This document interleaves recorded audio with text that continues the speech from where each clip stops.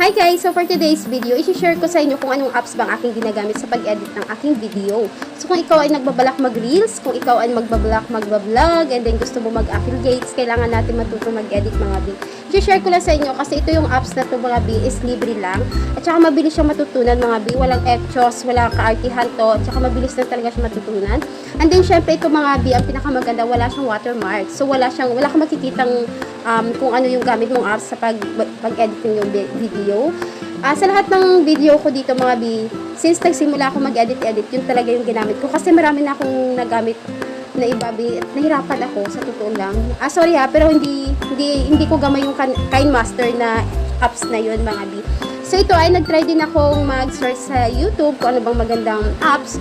Pero dito lang talaga ako nasanay. So ngayon mga bi, i-share ko sa inyo kung ano bang apps na aking ginagamit. Tingnan natin. Hi mga bi, so ito na